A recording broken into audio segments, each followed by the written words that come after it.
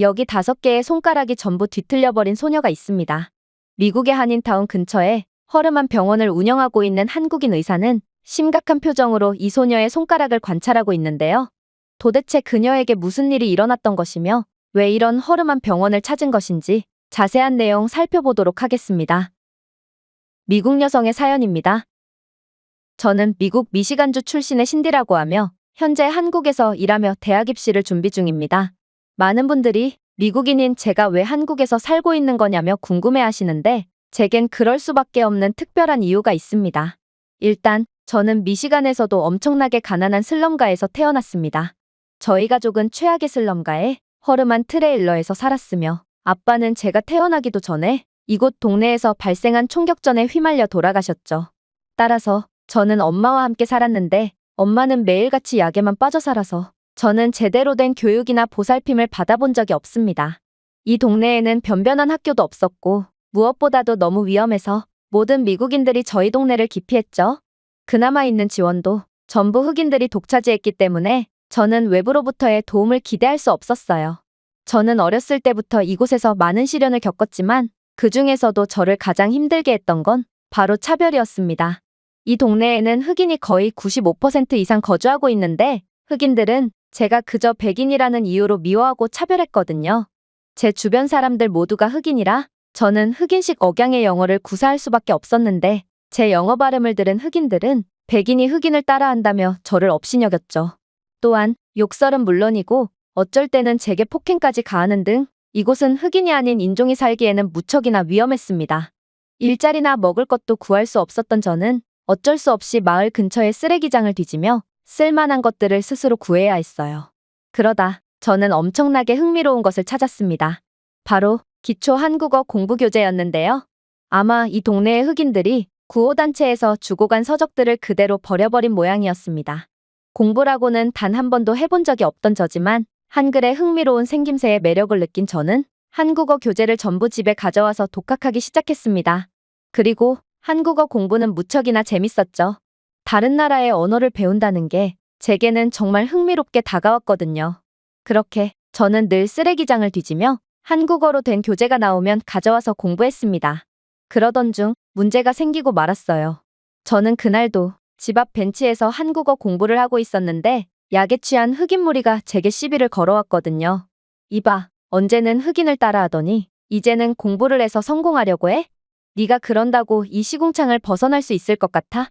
노래나 스포츠가 아닌 공부로 성공하는 건 정말 수치스러운 일이야. 그들은 제 책을 강제로 뺏으려고 했습니다. 그러나 한국어 공부는 제 삶의 이유이자 희망이었기 때문에 저는 절대로 뺏길 수 없었죠. 저는 어디서 그런 용기가 났는지 그대로 책을 붙잡고 누워버렸고 그들은 그런 제게 무차별 폭행을 가했습니다.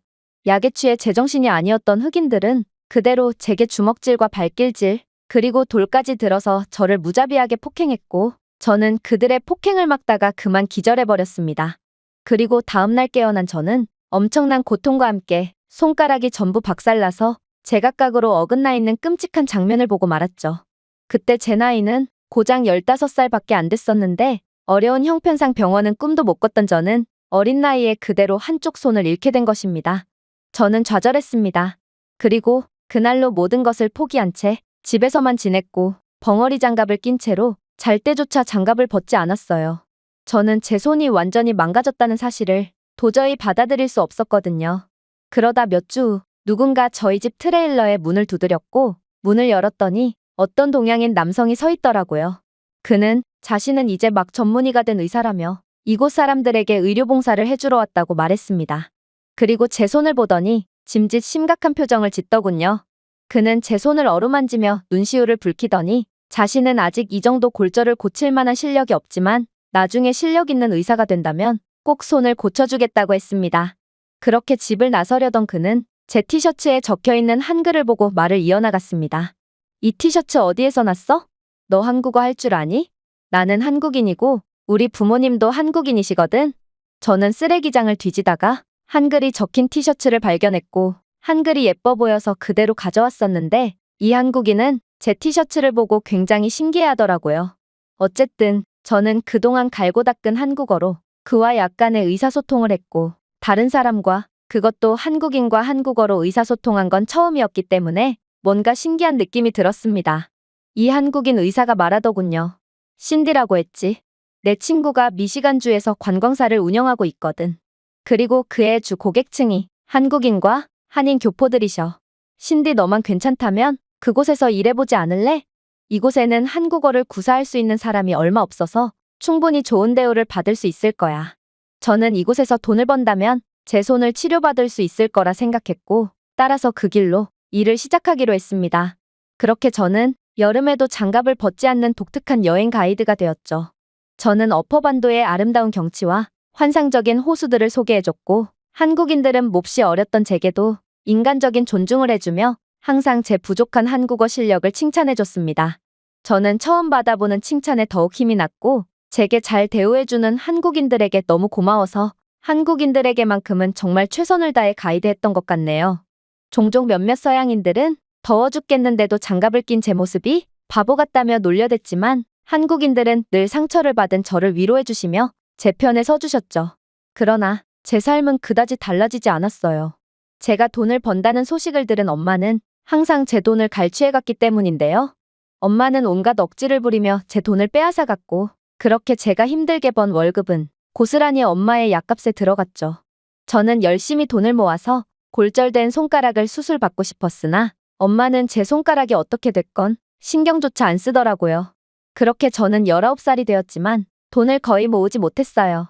엄마는 제가 어디에 돈을 숨기건 어떻게든 찾아냈고, 저는 어차피 엄마에게 뺏길 돈이라면 수술을 받지 못하더라도 일단 검사라도 받아보자 하는 마음에 미시간에서 꽤나 유명하다는 병원에 찾아갔어요. 그런데 검사 결과를 확인한 의사의 반응은 충격적이었습니다. 뼈가 골절된 상태로 아물었네요. 왜 이렇게 늦게 병원에 오셨나요? 진작에 오셨다면 쉽게 치료할 수 있었겠지만 이 상태라면 수술을 받는다고 해도 손가락이 원래의 기능을 할 수 없을 겁니다. 이건 매우 어려운 수술이므로 비용도 많이 들 뿐더러 자칫하다가는 손을 아예 못 쓰게 될 수도 있어요. 저는 하늘이 무너지는 기분을 느꼈습니다.